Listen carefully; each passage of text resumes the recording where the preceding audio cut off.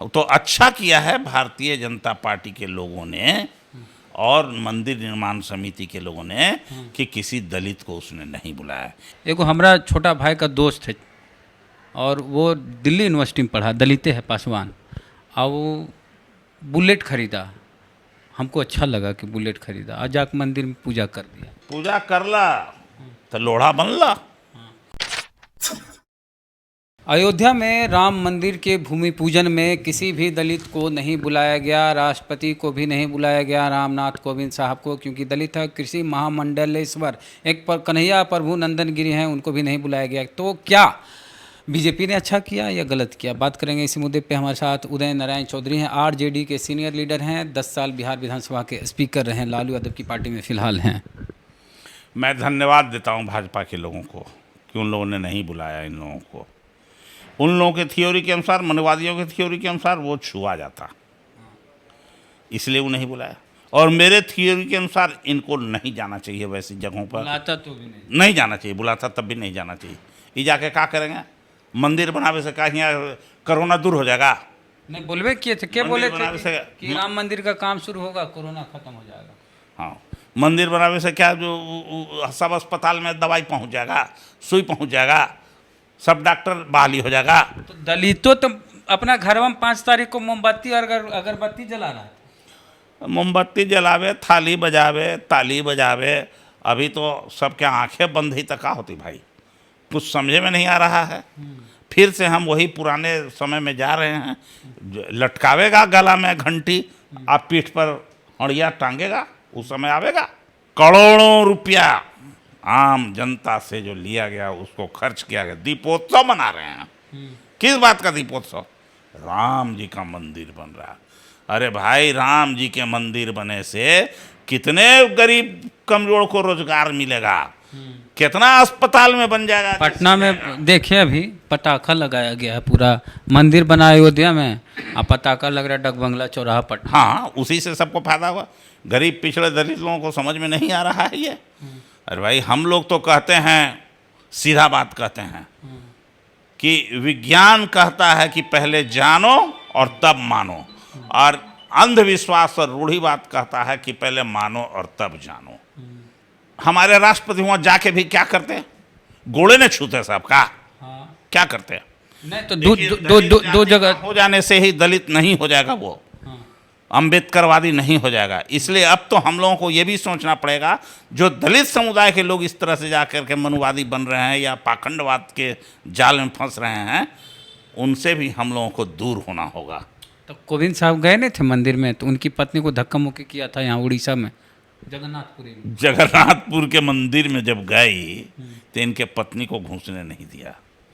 अब वहाँ इनको क्या मिल जाता? ये गए, अब राष्ट्रपति के बाद क्या हो जाएंगे? ये अमेरिका के राष्ट्रपति बनेंगे कि यूनाइटेड नेशन के सेक्रेटरी बन जाएंगे, मन की शांति के। कौन शांति? ऐसे कहा शांति में है, पूरा ढकेल ही रहे होंगे, खा ही रहे होंगे, पूरा भरपेट मन में है खाइए रहेंगे। ड्राई फ्रूट से लेकर गरम गरम चीज़ सब खाइए रहे हैं, नरम गरम को भी नरम करके खा रहे हैं। बाल बच्चा हो सके वो राष्ट्रपति प्रधानमंत्री। देखिए, अब देखिए क्या होगा क्या नहीं होगा, लेकिन ये अंधविश्वास और रूढ़िवाद से मुक्ति लेना होगा हम लोगों को। और सबसे एक और कन्हैया स्वामी कन्हैया नंदन गिरी नाम है, महामंडलेश्वर प्रभु नंदन गिरी, उनको भी नहीं बुलाया गया। दलित हैं, उनकी शिकायत है। मायावती भी संज्ञान ली कि भाई दलित समाज का है प्रभु नंदन गिरी, कन्हैया स्वामी। अरे प्रभु नंदन हो चाहे जगनंदन हो, ये जाही के क्या करते हुआ, उससे फायदा क्या हो जाएगा? अगर ये दलित चल जाता तो क्या दलित से छुआछूत दूर हो जाता? अच्छा हुआ नहीं बुलाया। अच्छा हुआ कि इन लोगों को नहीं बुलाया, इनको समझ में नहीं आता क्या करेगा जाके। अब ये देखिए, इसके लिए तो बीजेपी को शुक्रिया अदा कर सकते हैं। हा? इसके लिए तो मोदी जी को शुक्रिया अदा कर सकते हैं कि दलित को नहीं बुलाया। मैं उनको धन्यवाद देता हूँ हाँ। कि ये मनुवादी लोग कम से कम दलित पिछड़ों को नहीं बुलाया। इससे आप यह स्थापित करने में सक्षम होंगे, मतलब ज़्यादा सहूलियत होगी ना कि तुम्हारा धर्म नहीं है। धर्म होता तो कोई दलित को नहीं बुलाता। स्थापित करने में सहूलियत होती है। इस समय सैकड़ों MP MLA है, कहाँ ही लोग विरोध कर रहा है संसद में। आरक्षण समाप्त हो रही है, रेलवे का निजीकरण हो रहा है। मैं इन सब लोगों से अपील करना चाहता हूँ कि वास्तव में तुम अम्बेडकर साहब के संविधान के अनुसार अगर बने हो तो जहाँ जिस रूप में हो वहाँ से विरोध करो इसका। और डॉक्टर भीमराव अम्बेडकर अगर नहीं होते तो आज तुमको एमएलए एमपी बनने का मौका नहीं मिलता। मुझे जो स्पीकर बनने का मौका मिला अम्बेडकर साहब के कारण बनने का मौका मिला। अगर वो अम्बेडकर साहब नहीं होते, उनका संविधान लिखा हुआ नहीं होता, तो मैं एमएलए नहीं बन सकता। अच्छा, एगो बात पूछते हैं, जैसे जगजीवन राम बहुत बड़े नेता थे एक समय, देश के, बिहार के नहीं, ओहो मंदिर गए थे उड़ीसा वाला में, और वहाँ भी उनके साथ हुआ कि उनकी पत्नी और जो भी उनके परिवार परिजन गए थे, तो उनको कहा गया कि आप चूँकि बड़े दलित नेता हैं इसलिए आप मंदिर में जाइए, लेकिन आपके परिजन नहीं जा सकते हैं क्योंकि दलित हैं। तो वो बोले कि ना, हम जब हमारा परिवार ही नहीं जाएगा तो हम क्या करने जाएंगे। तो सब लौट गए ऐसे ही बिना मंदिर के अंदर गए। वो बनारस में एक मूर्ति का अनावरण किए थे संपूर्णानंद, उसके बाद अनावरण उसको गंगा जल से धोया जाएगा, दूध से धोया गया। तो ये सब बड़े बड़े दलित नेताओं के साथ जीतन राम मांझी गए, मंदिर धो दिया गया।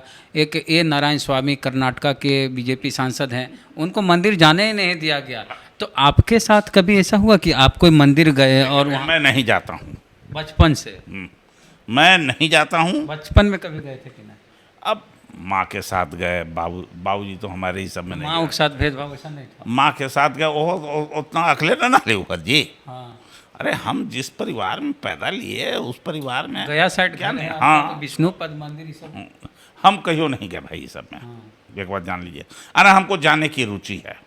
हम उतना ज़्यादा पुण्य कमा के क्या करेंगे जाके, हम नहीं चाहते हैं उतना ज़्यादा। बहुत कहता है ना, पुण्य कमाना नहीं, पाप धुल जाता है। तो जब पाप, ये पापी हम हैं कि पाप धुलाया जाएगा? ये पापी लोग जाते हैं अपना पाप धुलने के लिए, हम पापी नहीं है कि हम जाए धुलाने के लिए वहाँ।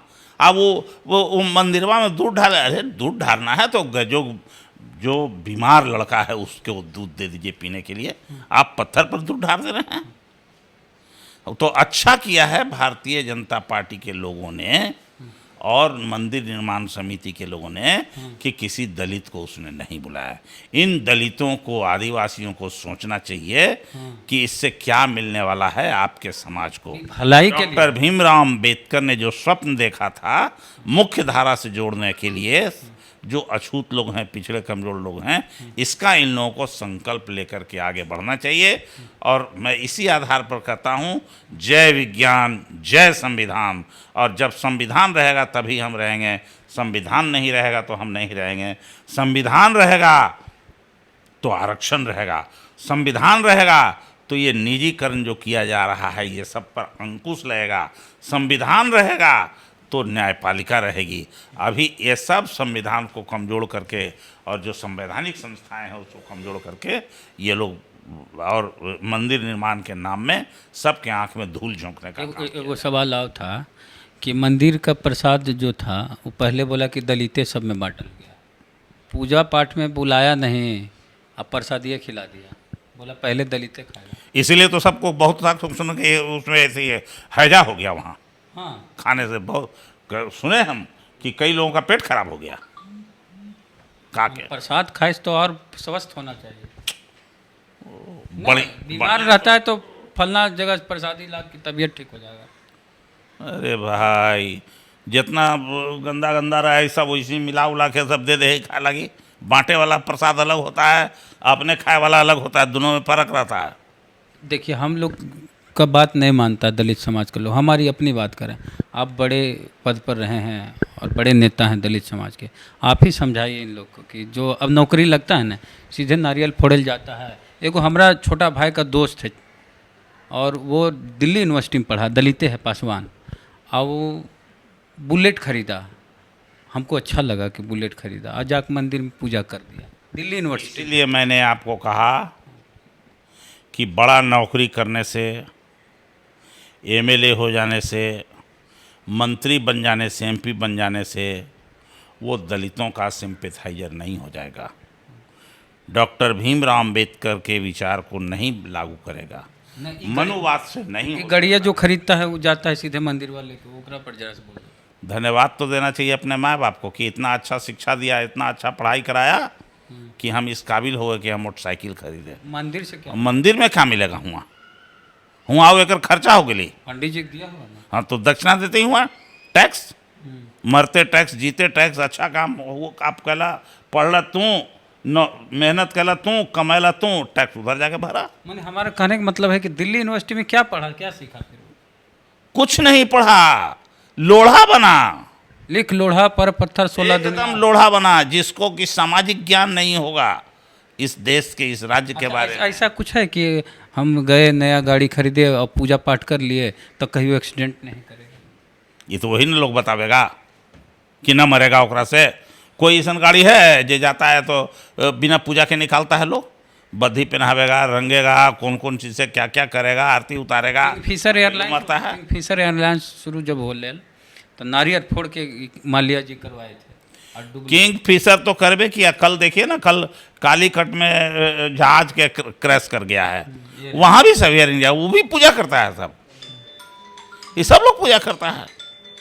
तो कहाँ बचा? पूजा करे से कोई फायदा हम लोग को नहीं है। पूजा करला तो लोढ़ा बनला। पघा, सबसे पहले ये पघा बांधता है। ये पघा बांधने से एक मुट्ठी का हो जाएगा भाई। क्या बोलते हैं पंडित जी पघा बंधा के? क्या बोलते हैं? कहते हैं जैसे राजा बलि को हमने इसकी रक्षा के लिए बांध के रखा था, वैसे ही आपको भी बांध दे रहे हैं कि आप मेरी रक्षा कीजिएगा। यही तो है, आर्थिक सुरक्षा। हाँ, उनका देते रहिए। माल पानी। हाँ, तो राम मंदिर के भूमि पूजन में जो दलित को नहीं बुलाया गया, तो आप क्या सोचते हैं, कितनी सही किया गया या गलत किया गया? इनका कहना है कि बीजेपी को हम बहुत बहुत धन्यवाद देते हैं कि किसी दलित को नहीं बुला। जाके भी क्या करते, पूजे पाठ में जाके क्या करते थे? कोई भी दलित पैरे नहीं छूते।